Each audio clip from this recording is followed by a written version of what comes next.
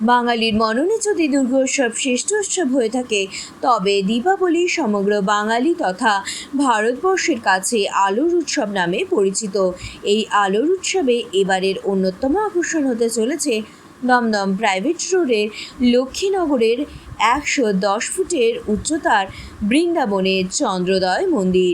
৭৪তম বর্ষে পদার্পণ করল তাদের এই পুজো। এই পুজো মণ্ডপের পরিকল্পনা নিয়ে একটি সাংবাদিক সম্মেলনের আয়োজন করেন পুজোর অন্যতম পৃষ্ঠপোষক তথা দক্ষিণ দমদম পৌরসভার স্থানীয় পৌরপিতা সুরজিৎ রায় চৌধুরী। প্রসঙ্গত তিনি জানান যে দুর্গাপুজো যদি কলকাতার সম্প্রতি দমদমের কোনো পুজোর টক্কর দিয়ে থাকে, তবে শ্যামা পুজোয় সারা কলকাতা সহ বাংলার মধ্যে তারা অন্যতম শ্রেষ্ঠ আসনের দাবিদার। এইবারে তাদের থিম দর্শকদের মনে নিশ্চয়ই জায়গা করে নিতে পারবে বলে তারা আশাবাদী। আমরা এই বছর বৃন্দাবনের অনুকরণে, মন্দির অনুকরণে শ্যামা মায়ের পুজোর আয়োজন করা। আমাদের লক্ষ্মীনগর অধিবাসীবৃন্দের পক্ষ থেকে আমরা এই বছর ৭৪তম বর্ষে পদার্পণ করতে চলেছি। সেই উপলক্ষে এবছরের আয়োজন এটা। মূলত মণ্ডপ সজ্জায় কি কি উপকরণ যদি একটু বলেন? মণ্ডপ সজ্জায় যেগুলো বলা যাবে না, পালন করা আছে। আমাদের তো মণ্ডপটা এখনো কমপ্লিট হয়নি। আমরা যদি মণ্ডপ কমপ্লিট হওয়ার আগে সব বলে দিই, তাহলে তো আর লোকে জেনে গেল, তাই না? 110 ফুটের মানে একটা বিশাল চমক থাকছে, সেই জায়গা থেকে দর্শনার্থীদের উপচে পড়া ভিড় একটা আশা করা যাচ্ছে। আমাদের প্রশাসনিক দিক থেকে আপনারা কিভাবে মেনে? আমরা তো পুলিশ প্রশাসনের সহযোগিতা ছাড়া সম্ভব না। আমরা ইতিমধ্যে পুলিশ প্রশাসনকে আমাদের পুজো কমিটির পক্ষ থেকে পৌরসভাকে আমরা ইতিমধ্যে চিঠি আকারে জানিয়েছি, এবং পৌরসভাও আমাদের সেইভাবে সহযোগিতা করছে যাতে মানুষের কোনো অসুবিধা নেই। দর্শনার্থীদের জন্য কবে থেকে উদ্বোধন হবে? 19 তারিখ। এই যে ৭৪টা বছর আপনারা কত পরিক্রমা করলেন, একদম মসৃণ ভাবে আপনারা যাচ্ছেন, পিছনে রসদ কোথায় আছে? রসদ কিছুই না, আমাদের এই অঞ্চলে কলোনি অধিষ্ঠিত অঞ্চল। আমাদের পূর্বপুরুষ যারা ছিল, বাপ দাদা যারা ছিল, তারা যে পুজোর সূচনা করেছিল, বর্তমান বয়স অনুযায়ী আমরা সেটা চালিয়ে যাচ্ছি। এরপরে আগামী প্রজন্ম তারা চালাবে। এইভাবেই এটা জনসাধারণের পুজো।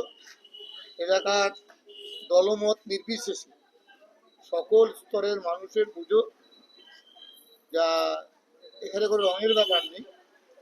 কারণ আমাদের নেত্রী বলেন, উৎসব সবার, পুজো সবার। এখানে সব দলের লোক আছে, পাড়ার লোক। আমাদের নেত্রী যেটা বলেন, উৎসবে সবাইকে নিয়ে চলতে। আমাদের দৈনন্দিন জীবনে অনেক না পাওয়ার দুঃখ আছে, তার মধ্যে কিছু দিনের জন্য যদি মানুষকে একটু আনন্দ দিতে পারি, কিছু যদি মানুষকে খুশি রাখতে পারি, মানুষের সব আশা তো পূরণ করা যায় না, কিন্তু আমরা আমাদের মুখ্যমন্ত্রীর পথ অনুসরণ করে আমরা এই আয়োজন করেছি। তিনি যেমন কার্নিভালও করেন দুর্গাপুজোর, আবার উত্তরবঙ্গে দুর্গত মানুষের পাশে ছিল। তিনি যদি পারেন এত বৃহৎ আকারে, আমরা ছোট জায়গায় পারবো না। আর আমরা এরা মানুষের অঞ্চলের স্বেচ্ছায় চাঁদা আমাদের দেয়, সেই চাঁদা দিয়ে আমরা। আমাদের সামাজিক কর্মসূচি সারা বছর, কিন্তু আমরা যেটা সামাজিক কর্মসূচি সেটা কোনো স্টেজ বা ক্যামেরার সামনে করি না। যার যেটা প্রয়োজন, আমরা যেহেতু এইখানেই জন্ম, যার যেইটুকু প্রয়োজন, যা প্রয়োজন, সে জামা কাপড় হোক, ওষুধপত্র হোক, ছেলে মেয়ের পড়াশোনার হোক, সেইটা আমরা তার বাড়িতে পৌঁছে।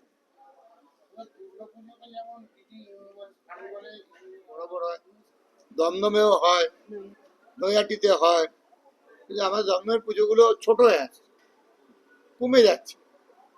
কারণ আজকাল সব পুজোতে, দুর্গাপুজো বা কালী পুজো, আর দুর্গাপুজোতে বেশি উৎসাহ থাকে এই কারণে, কারণ মুখ্যমন্ত্রী একটা সরকারি অনুদান দেন, সেই কারণে উৎসাহী বেশি।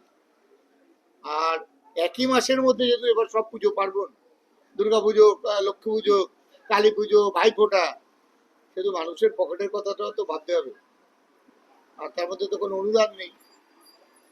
এই জন্য আমরা যথাসাধ্য চেষ্টা করি, এবং আমাদের মানুষকে যা দেবার আমরা দুর্গাপুজোতেই দিয়ে দিচ্ছি।